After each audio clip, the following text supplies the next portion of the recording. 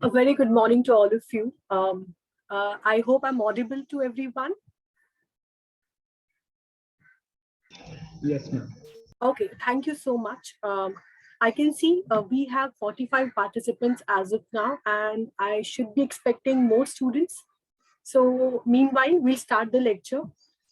Um, okay, so this is your first lecture, and the subject name is Discrete Structures and Graph Theory. I will be the subject in charge for this subject. My name is Priya Kaul. Um, I just give me 2 minutes. I'll add more students. They're in the waiting room. And maybe for the initial interaction, see, this is the first time you all are, we all are meeting each other actually. It would be good if some of you, as in, I would like all of you to start your cameras so that, I get to see all of you. Um, let's, put a face to all these names. So I can see Abhiraj, Tiffany, uh, Elston, Sanika, Raj, Aniket, Samir, Rishikesh, Kaushik, Grace. Okay, roll number 54. You have to tell me what's your name. Huh? I need to know how do you say your name. Roll number 54. Sorry, it is Ma'am, it's Satyasham. Etisham. Is that so? Okay, okay. Selwyn, Alan, Sahil, Manish, Sarvesh, okay, Vivek, Manish, Sarah, Noel. Okay, okay. I'll go to the next page now. Yeah, go to the next page. Ansley, Ambuj. Okay, I don't have many pics in the next. I can't see. Okay, we'll come back to the screen one.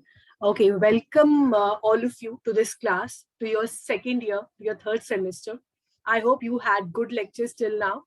I really miss, being present in the physical class and actually talking to each one of you and asking you about how was your previous year, how were your exams.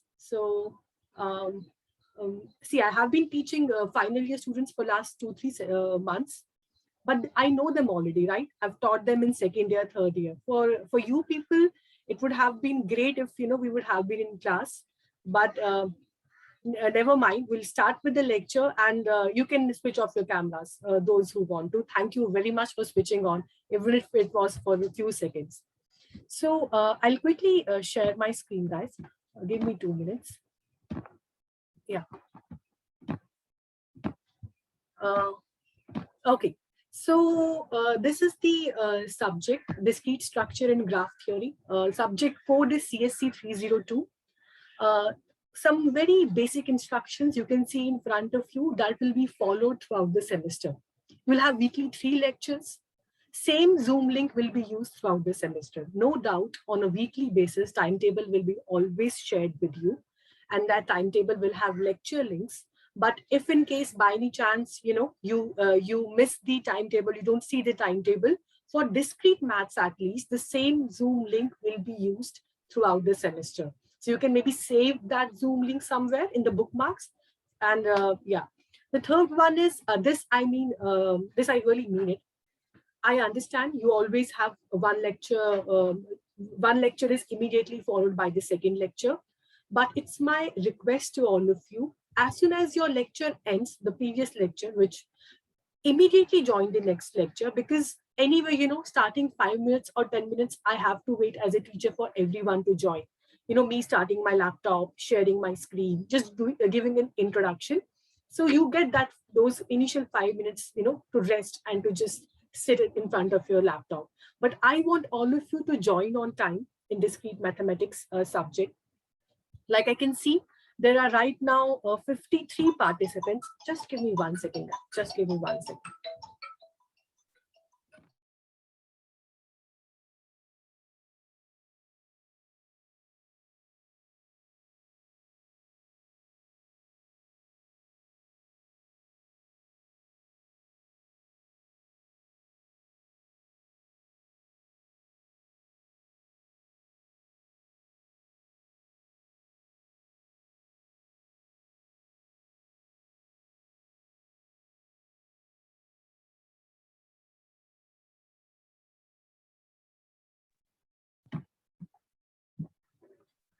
Okay, so I'm sorry, it was a call from some important person. Okay, anyway, uh, so in this class, it's very important that if in case I'm randomly, taking anybody's name, Mr. So-and-so, Miss So-and-so, what do you think about this example?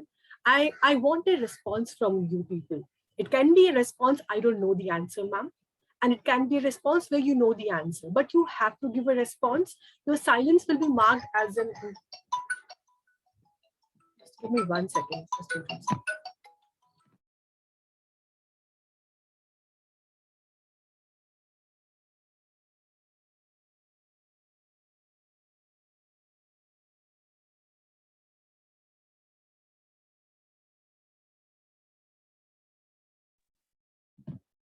Okay, so this call was from the general secretary of your college. He had to make some announcements in the class. That's why I had to pick his call. Anyway, so it's very, what I was saying is that if in case your mics are not working, please ensure that your mics are working always. Because if I take your name and you don't respond, for me, you are absent for that lecture. So your mic should be working. You can always check it later. It's your first lecture. That's okay if your mic, because mic is not working, can't be considered as an excuse for you not responding. I'm not going to check chat box for the replies. You have to talk to me when I'm asking you any question. And the last one is, see, earlier the structure of this subject was in such a way designed that there used to be 3 lectures every week and 1 tutorial class for the complete, for all the students. In the tutorial class, I would usually, give the practice questions and students would solve those questions. But now the structure of the course is such that you don't have any tutorial class and you have only 3 lectures. That means you have to work extra hard because you'll have to solve the problems on your own.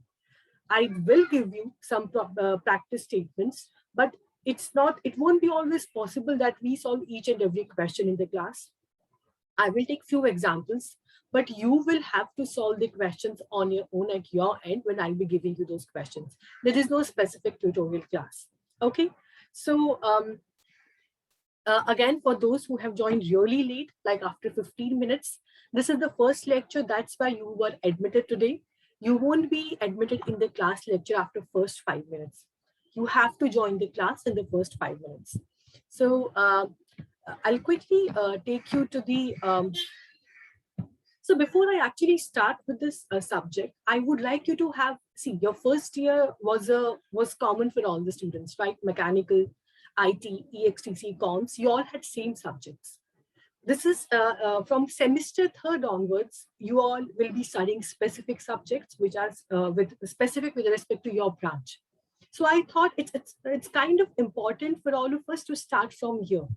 So you all have opted for computer science engineering course, and the computer science term itself is composed of 2 things. One is computers, another is computational systems. Right now, you're sitting in front of a laptop. Hardware, software is associated, or your laptop is a combination of hardware and software. There is operating system, and you are accessing this machine. And then there is something called as computational system also. A computational system is something that's just not a combination of hardware, software, and an operating system.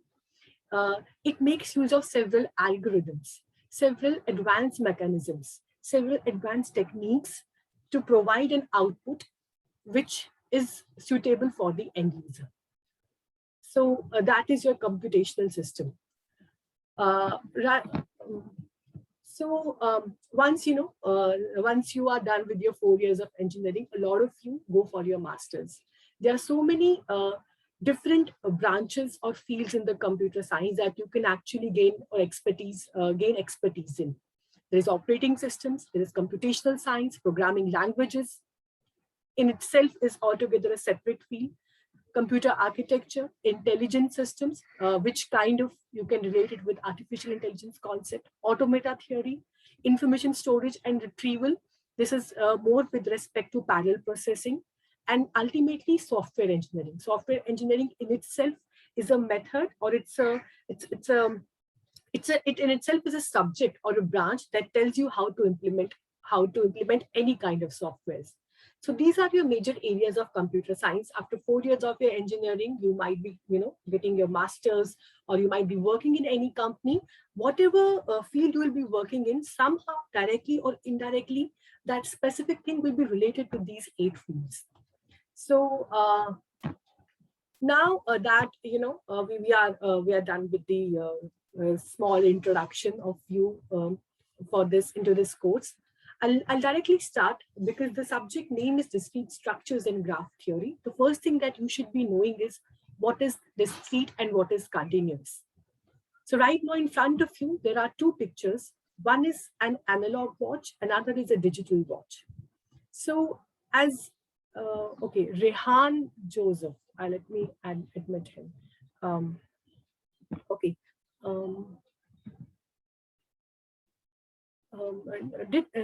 Is somebody named Sahil in the participants? Guys, Sahil? Yes, ma'am. And Rehan is also there? Yes. Just joined. Yeah, so may I know the reason why you have joined at like 12:20? You joined after 20 minutes the lecture has started. Is there any specific reason? You can tell me the reason. I need to know what was it. You just didn't feel like because you were tired, or you were having something to eat? Just let me know what was the reason. Sahil, can you tell me why did you join like just 2 minutes back? Okay, say something. Otherwise, you're marked absent, Sahil. You have to say something when I take your name. You took a break. You were not there. You have to tell me the reason, Sahil. Why did you join late? You didn't feel like you can give me that reason because you were tired. But give some reason. Okay.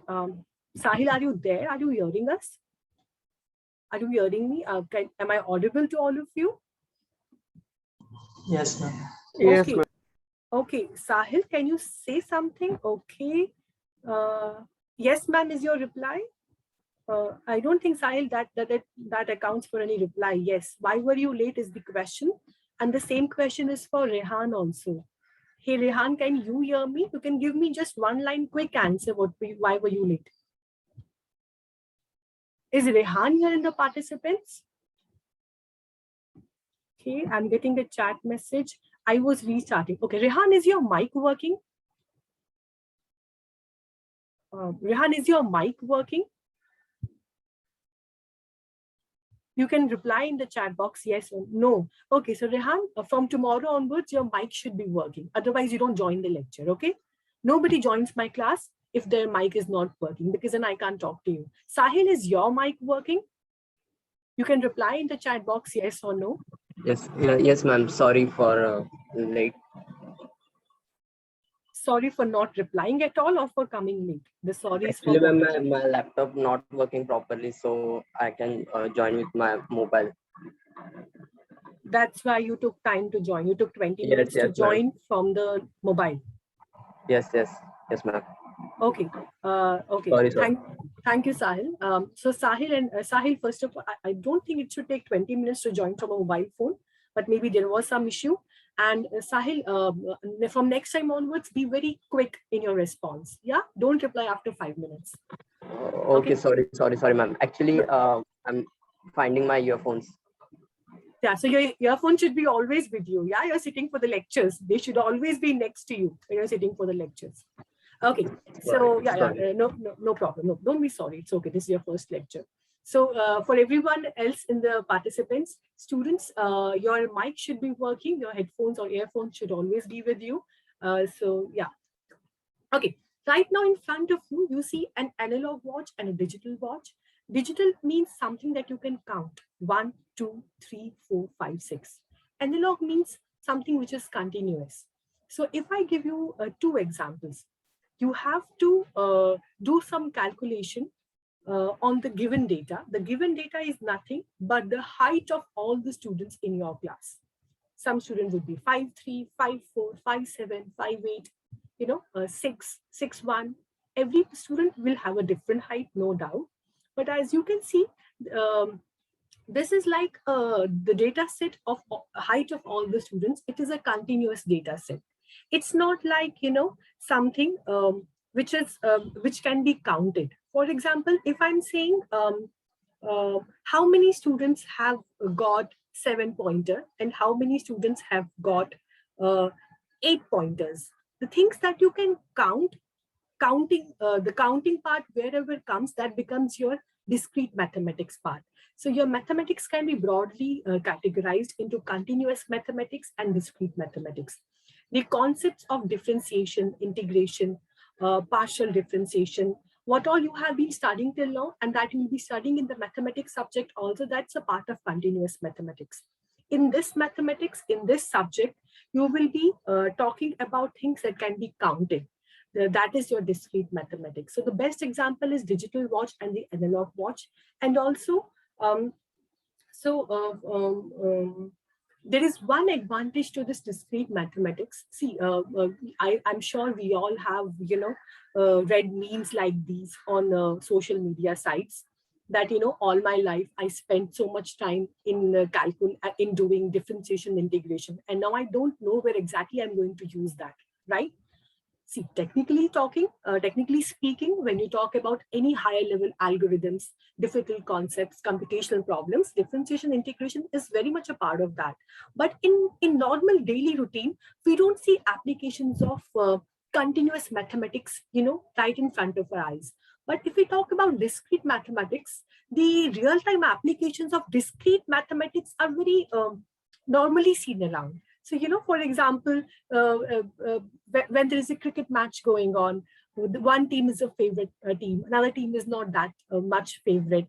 So there is a probability calculation as per the number of matches that are played if India plays so many matches on the domestic ground, and if India plays so many matches on the international or abroad somewhere, or it plays abroad anywhere, the matches, there is a difference in their performance, right? Mostly the matches which are played on the domestic ground, our country does better in those matches. So that when next time India plays another match, the commentators, the analysts, they make a prediction. 30% probability, 40% probability, India will win the match, will lose the match. Or, for example, if you have 4 places and you have 4 chairs, and you have 3 people, you want to make them sit on these 4 positions in such a way that, no 2 friends are sitting next to each other. These small things, these kind of things, these are something that, on the day, in daily life, the concept of probability, the concept of probability, or what else, conditional probability. In daily life, when you see the news also, for example, whenever there are elections going to happen, you must have seen on the TV channel, there are reporters, they are making predictions. There is a possibility, there is this much probability that this party will win in this area and this party will win in this area. How does it happen? On the lot of previous data, lot of permutations, combinations are done, and then the probability is calculated. And some projected results are then shared with you. And obviously, these projected results can be same as that of the actual results, or there might be some difference also. So discrete mathematics has its applications that you can identify in the daily life. So now I have just very quick generic statements here why discrete structures. Computers use discrete structures to represent and manipulate data. So first of all, I think we all agree on one point. Computers only understand the language of zeros and ones, and that is discrete, either 0 or 1. Whatever input you give or whatever output is generated, no doubt that is in the human understandable language. But when the actual processing is happening inside a computer, it is happening in the form of binaries. So the first thing is computer uses discrete structures to represent and manipulate data. Discrete mathematics is the basic building block for becoming a computer scientist. And yes, and this I put this point so that, for once and all, we just clear this thing. Computer science is not programming. Computer science is not software engineering. Computer science, like for example, the famous mathematician Dijkstra, he says computer science is no more about computers than astronomy is only about telescopes. That is, computer science is actually about problem solving. That's why you will see I don't know if you know about it. See, in the final year, when the companies come for the placements, there are some companies which are looking for Java programmers, some are looking for Python programmers. But have you heard these kind of, have you read about such things? For example, there is a person who is working with Google and he's necessarily not a computer engineer. But what is he then? He has not read Java. Let's say he's not amazing at Java programming, not amazing at Python programming, but that person would be good at problem solving. And nowadays, every company is looking for the individuals they're looking for computer science graduates who are not amazing Java programmers or amazing C programmers. They're looking at people who can provide solutions to their problems. Once you know how the solution will be provided, you can use any programming language to create that solution. So your profession or whatever, your studies is no more only about programming or software engineering. It is about problem solving. Remember that. You need to be problem solvers instead of an amazing expert programmer. That is what will make you different from everybody else. Okay, so this is interesting. Now let's see, I just said, discrete mathematics is the branch of mathematics that has a lot of applications in daily life. When you even step out of your house, or discrete mathematics applications are in front of you, but maybe you don't know that. So I'll just show you some of these applications. The first, so I have just put, pictorial representation so that, we all can identify those pictures. The first thing that you see is binary, 0 and 1. So the first application is that your computers, they accept or they process the information or the data in the form of zeros and 1. That's the first and foremost implementation of discrete maths. The second you can see is a train. So your subject name is discrete structures and graph theory. So in discrete, graphs, probability, discrete maths contains graphs, probabilities, permutations, combinations, relations, functions, algebraic structures. So graphs are one part of discrete mathematics that have amazingly so many applications. And one such application is planning the railway tracks, planning the routes of the railway tracks from destination between source A and source B. How do you, so I hope you all know what is a graph. A graph has vertices, and all these vertices are connected with edges.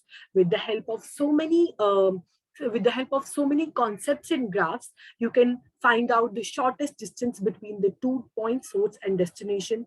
You can find a distance, you can find a track or a path between source point A and destination point B that covers at least 6 stations in between. Such kind of planning, that all is possible because of graph theory, and graph theory is a part of discrete mathematics. Next you see is the sign of keys. Anybody in this class can just, guess what this picture means. What does come to your mind when I Cryptography. Exactly. Yes. That's completely right. Cryptography. So as in when you'll advance through other semesters, cryptography in itself is a big subject, and you can become masters in network security and you can be good at it. So discrete maths has a lot of application in cryptography. Cryptography simply means when you are saying hi, this hi message is sent over the internet. And let's say your friend receives a message in the mail that is hi. And imagine you are the CEO of Google and your friend is CEO of Byju's, let's say. And these two people want to send some really confidential information to each other via internet. Instead of sending plain text messages, what will happen is these plain text messages will be converted into a non-human readable format. If any other third person gets access to those messages, he or she won't be able to read the messages because the messages will be encrypted. So over there, your discrete mathematics concepts are very useful. Next is, I think it's pretty much clear to you, but do you see, this is social network modeled as a graph, friend, relative. Again, the graph theory of discrete mathematics. I don't know, I don't use Insta much. I don't even use Facebook nowadays much, but I know how Facebook operates. Insta, I find it's too addictive, so I'm not on Instagram. So I can give you example of Facebook. So, and I'm sure you all must be knowing, yeah, you are in second year of computer engineering, but still we're going to discuss that. You must have seen, no, sometimes, when you have mutual friends, you are given friend suggestions. Do you want to send this person a friend request? And you are suggested some groups also. Would you like to join this group? So how does it work? It works because you have 500 friends on Facebook. These 500 friends further have 300 friends. So Facebook makes a graph-like structure of all our connections, our indirect as well as direct connections. So uh, maybe the kind of movies or the kind of shows my friends are liking, or my friends are liking, such kind of suggestions are sent to me also. And how is that done also? How is that connection recognized? That connection is recognized with the help of graphs. The next is, I don't know if anyone can guess what is this, because you have never, I think, had anything like this. You never read. If anyone can just tell me, what do you think is in front of you? This diagram. So uh, a very popular and very nowadays also, it has been always very popular stream of computer science, that is image processing and computer vision. So and we all know every image can be expressed in a matrix form, in the form of pixels, and again in the forms of zeros and ones. Zero means dark and one means light part of the image. So in image processing also, discrete mathematics plays a very important role. Next is a very obvious picture, that is Google Map that you see in front of you. So again, like I told you, the planning of the railway tracks, similarly, which path will be the shortest path from destination A to destination B, which path has more toll nakas, which has less toll nakas, and what are the stops, the traffic, all of, whenever, just always remember, whenever you read anything about shortest path, best path, the path that covers all the points, immediately you should think that graphs are being used here. At the back end, the graphs concepts is used to find the solutions to such problems, and graphs are a part of discrete mathematics. Next, I gave you this example, making predictions about which party will win when voting is happening. Discrete mathematics, probability, permutations, combinations, those concepts are used here. Next is, I just thought this is very obvious. Whenever we are asked to create a password also, I don't know, like just now I was just setting a password for one of my Microsoft accounts, and I was setting some password, but then it wasn't accepting it, and then the Microsoft itself gave me a suggestion. Why don't you use this password? Some weird password. It had digits, it had uppercase, lowercase, underscores, and all of that. It had all the possible combinations. When I'm saying all the possible combinations of different digits and letters, the concept of permutation and combination is being used here. That's how the password setting the process will take place. Imagine such a big user base of Google or any other Gmail accounts, and everyone has a different password. This all is possible because of so many permutations and combinations. Next is, next that you see in front of you is logistics. Again, what do I mean by logistics? So every company, I'll talk about which company. I'll talk about Amul company, right? Amul, for us, Amul is a brand that gives you packaged milk. But for that, Amul, you must be knowing, Amul collects this milk from the I don't know, what do we call that, yeah? Actual people who work in the dairies, and they have their own cow or buffalo, and these local people, they collect the milk and then they give it to the Amul factories, and they work on that milk. So this part, where Amul is getting the raw milk from people, that is called as procurement of raw materials. How does this raw milk, it reaches from the source of those people who are getting milk from the cow, and then sending it to the Amul factory? This movement of the raw material from the person who is supplying the raw material to Amul company. This movement is called as logistics. Again, whenever any finished product or any raw product is moved from one place to another, you would require logistics for that. How much time it will take. How do you do the transportation of the finished product or the raw material from one place to another? Which is the best way? If you have to send a package from Mumbai to Gujarat, what will be the best route to do it? Which route will have the least toll nakas? All of that, again, it requires graph theory to find the best routes. That's why I've written over here low logistics. If you will see, it's all very clear here. Distribution of the products, supply chain, all of that.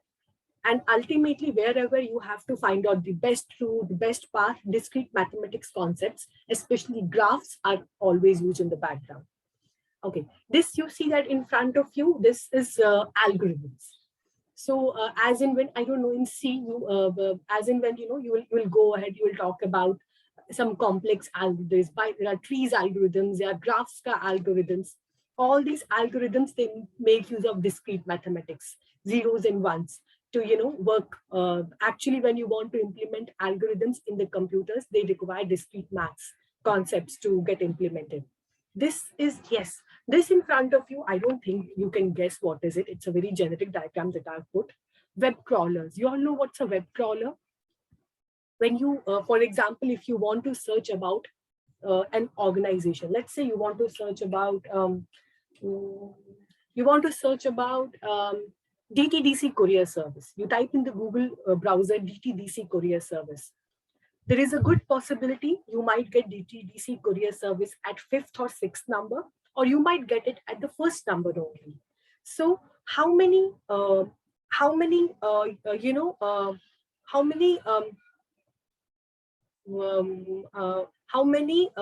hops you will take to reach a one specific website, that is called as your web crawling. Again, the lesser the number of hops to reach a specific website, the better it is, right? It means your website appears little above also in the Google search. The more number of hops you have to do to reach a specific website, it means that's not really great. Your website might be appearing in the second or the third page of Google search. And how does all of this happen? This happens with the help of web crawling, and web crawling makes use of graph structures to do all of that. So that's why this is an application of discrete structures and graph theory. The last over here is, that maybe won't make a lot of sense to you right now, but I still tell you, in your semester 5th, you have a subject called database management systems, where you will have two tables. Two tables are connected to each other. You can get the data from the two tables with the help of union operations, intersection operations, minus operations, Venn diagrams you might have read in sets, maybe in 12th or 11th. All those concepts are used in one complete proper subject of computer science and engineering, that is database management systems. So that is also where your discrete mathematics concept is used. So this was just, this is your first lecture. I just wanted you to introduce to you why we are studying this chapter, why the whole lead of studying discrete structures. So now that you have seen that these are all the real-time applications of discrete mathematics, so now we can actually move towards the actual subject. So this, what all I showed you in the images, that is what I've just put down here one by one. Now, let's come to the actual thing. What is the how your syllabus actually looks like? What is the assessment? So I'll quickly show you the syllabus and the assessment. I hope my screen is visible to all of you. If in case something is not visible, I'm not audible, you can always put a chat message for that, or you can just interrupt me in between. So this is your discrete structures and graph theory. As I told you, you have weekly 3 lectures for this. And this will be the examination scheme for discrete structures and graph theory. I1, I2, 20 marks. And finally, you will have end semester examination for this. You don't have any term work or practical exams for discrete structures. And again, sometimes I might say discrete mathematics instead of DSGT, because till now, till last year, the subject was named as discrete mathematics. Now it has been changed to discrete structures and graph theory, but I mean the same. Discrete maths or DSGT, it's the same subject. Okay, this is the, so I hope you all have seen the marking, the assessment plan of this subject. Now, this is the actual, so prerequisite is basic mathematics. These are the objectives and outcomes in front of you. By the end of this semester, you students should become really good at problem solving. You should be able to know how to apply mathematical proofs and arguments to prove a given hypothesis. You should be able to apply the graph theory in practical problems, and you should be able to prepare for various aspects of computer engineering. Outcomes is something very specific, which is very, very, they have been designed as per the different topics of your subject. You should be able to create the mathematical proofs. You should be able to reason logically. Relations, functions, diagrams, and lattices. You should become really good at all these concepts. You should be able to apply graph theory in real world problems. You should be able to do encoding and decoding using algebraic structures. You should be able to apply the principles of DM in general. So this is what is expected from all of you by the end of this semester. And this is the syllabus. Module number 1 is logic and or negation. All that will be studied in this module. Module number 2 is relations and functions. So functions like there is injective, surjective, bijective, all those types you have studied maybe in 11th or 12th, I think. That majorly will be studying in this. Chapter number 3 is little tricky, posets and lattice. That will be interesting also. I think that will be new for you. Counting is interesting. It has permutations, combinations. I like this chapter because, so this also is something maybe somewhere in 11th, 12th, you might have studied about permutations and combinations. Chapter number 5 is completely new for you, algebraic structures. That is altogether a new concept for you. And last module is graph theory, which we'll be discussing in detail. So these are the 6 modules, and we will be starting with module number 1 today. That is a logic. So we won't be as such starting. We won't be doing any big problems or problem solving today.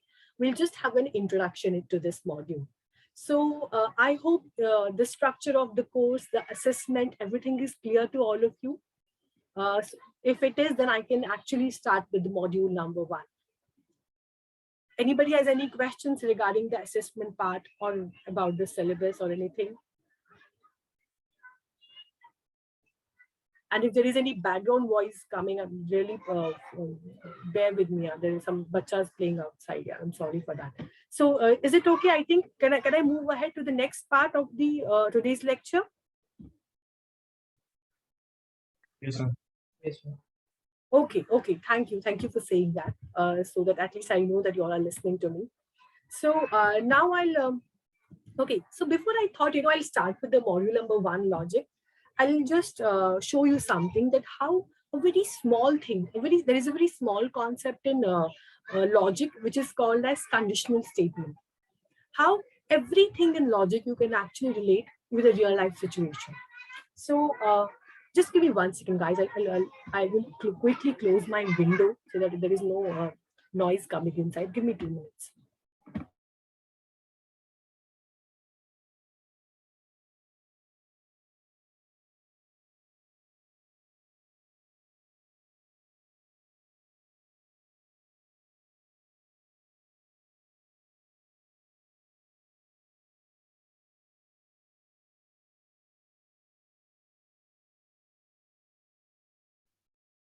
Okay.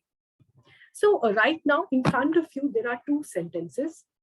One sentence is denoted by A, and it is you are Indian. Second sentence is denoted by B, that says you are Asian. Now, on the left-hand side, there is something called as A implies B. What this means is, if you are an Indian, because A stands for you are Indian, then you are an Asian. And I think that everyone is okay with this, right? This sentence makes sense, and that's true also. That's why on the right-hand side, if you are an Indian, this automatically implies you are Asian. I would say this is correct. This makes sense. Let's talk about the second implication. That is negation of B implies negation of A. B means you are Asian. Negation of B means you are not an Asian. Okay. A means you are Indian. Negation of A means you are not an Indian. So, just give me 1 second. Give me 1 second. Huh? कुछ कर log डालो.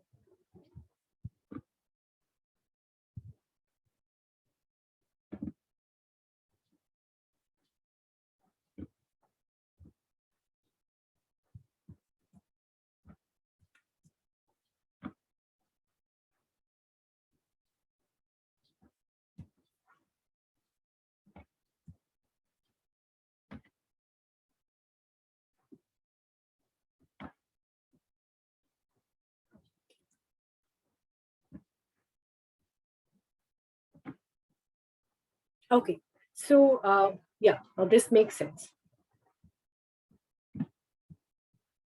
So this is the first conditional statement in front of you. If you are an Indian, then you are an Asian. That makes complete sense. The next one is, if you are not an Asian. If you are not an Asian, then you are not an Indian. So what do you think?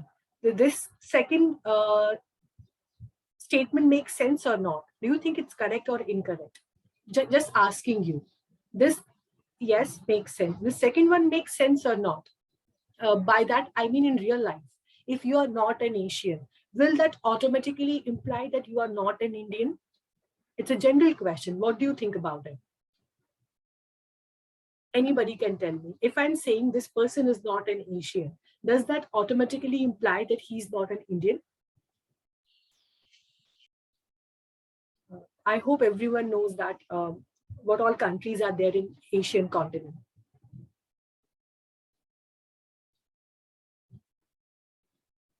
Yes, ma'am. The second one also seems correct. Thank you, Boris. Thank you. This is Boris, right? Yes, ma'am. Okay, thank you, Boris, for saying that. So what do you think, Tiffany? Tiffany, are you there? Can you hear me? Hey, Yes, Tiffany. ma'am. Tiffany, what do you think? The second sentence, if a person is not an Asian, then automatically it implies he's not an Indian. Do you think this is correct? This makes sense? Yeah, I agree to it. Okay. Thanks, Tiffany. Thanks for saying that. So I think it was pretty easy for all of us to understand that these both make sense. So I'll give you the second, possibility also. The second possibility is I'm kind of, reversing the positions. I'm writing B implies A. So what this means is, if you are an Asian, then obviously you are an Indian. Does this make sense to you? If you are an Asian over here, that automatically means that you are an Indian. This is the correct statement or this is the incorrect statement? What do you? Incorrect. Obviously, yes. Similarly, if I reverse these also, if I write like this, if you are not an Indian, because A is you are Indian, I'm sorry for the ink color. I'll take care of this in the next slide, okay? If you are not an Indian, then you are not an Asian. Does this make sense? If you are not an Indian, then you won't be an Asian. Yes, ma'am. Incorrect, ma'am. This will be incorrect. Incorrect. Because you can have a person who's Chinese, who's not an Indian, but he's Asian, right? So so even this won't be correct. So what's the whole point of showing you this? Will be what I'm saying is, when you will come across in logic, these small things, implications, negations, you can always relate any of these rules with any real-time examples, and discrete mathematics that way becomes very easy to understand. Now, this is one interesting question I just thought I'll ask all of you.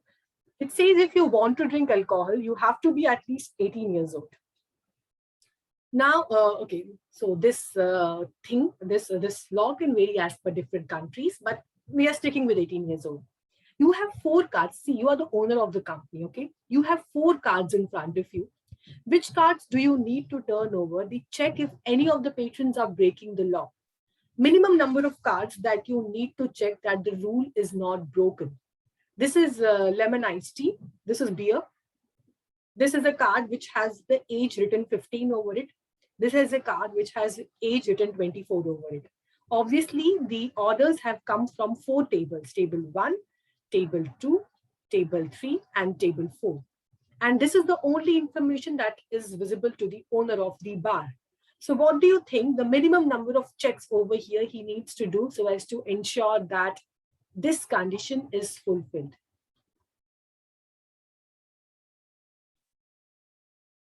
So this from table 1, the order for iced tea has been placed. For table 2, beer order has been placed. From table 3, a 15-year-old person is placing an order. From table T4, a 24-year-old is placing an order. What do you think, which all orders he needs to check? The minimum number of orders. You all can think and let me know. Anybody can give me an answer.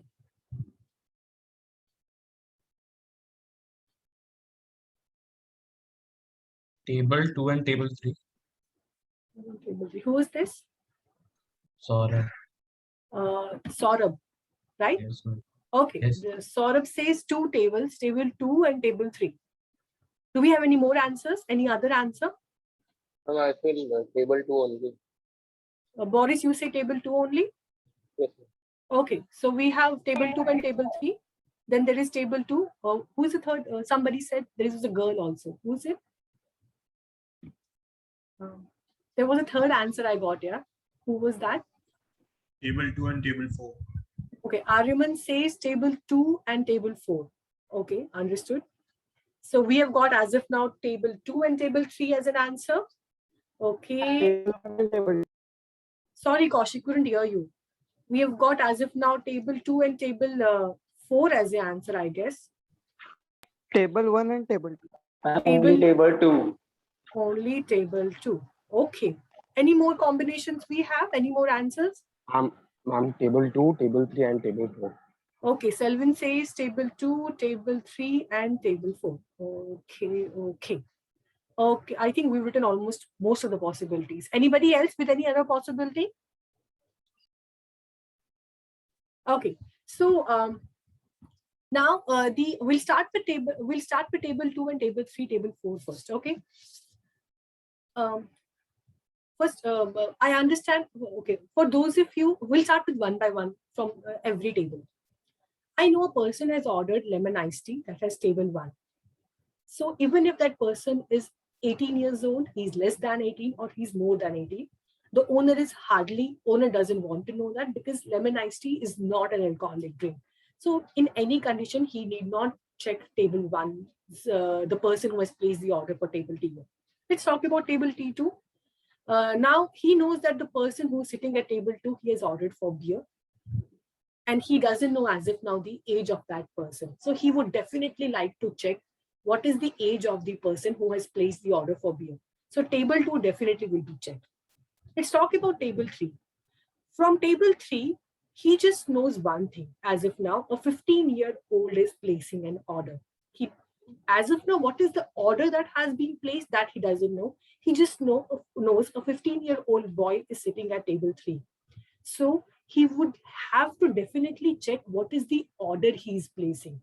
Because as long as he's placing an iced tea order, it's completely fine. But he can place an order for beer also. So for table 3, a customer, the owner has to be very vigilant what kind of order table 3 person would be placing because he's underage, he's 15. Let's talk about table T4. As of now, table T4 has not placed an order. The person who's sitting at table T4, his age is 24. Now, 24 is obviously greater than 18. Now, if he orders a beer, if he orders a lemon iced tea, the owner doesn't care because the person is a 24-year-old boy or a girl. So whatever she's ordering, he doesn't need to check because the person is already above 18. So this answer, T2, T3, only these 2 tables will be checked, as in these 2. So the owner has to check this card and this card. Is everyone okay with it? Do you all agree with this? Or for those who, Hannah, I think makes sense. This makes sense. So this actually, maybe, if I would, these kind of examples that you see in front of you, this was just a generic question here. I thought I'll just put this question across. So the whole point of showing you these simple diagrammatic representations of questions is that you can always relate discrete mathematics to real life situations. That is what also makes it different from the continuous mathematics. So I think that was it. I'll discard all the annotations. Okay. So we still have. So this is your last lecture, or do you have a lecture after this also? Do you have another We have a lecture after lecture. this? Yes, Another. ma'am. Oh, which Yes, ma'am. lecture is that? Math. Engineering mathematics. Okay, fine. After So this, there is a break. After that. Okay. So I think I'll end my lecture today. I won't start actually with the module 1. We'll be starting with module 1 tomorrow.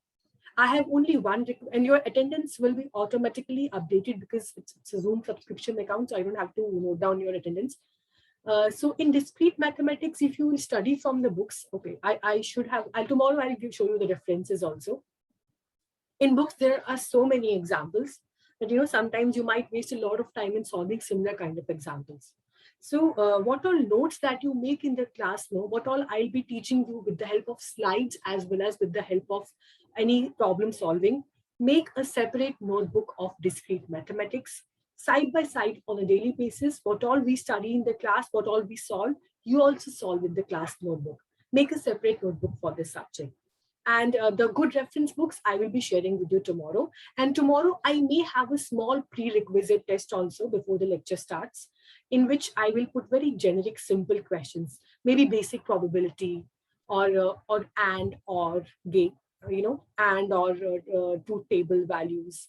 Something very basic I will put, very generic test, just so that, you all, I get to know how much you all remember the basic concepts. After that, we'll start with the module. So I think I'll end the lecture here. We have 57 students here. Tomorrow, please join on time. And thank you very much for attending the lecture. I'll be ending the lecture now. Thank you, guys. Thank you, ma'am. Thank you. Thank you, ma'am. Thank you, ma'am. Bye all.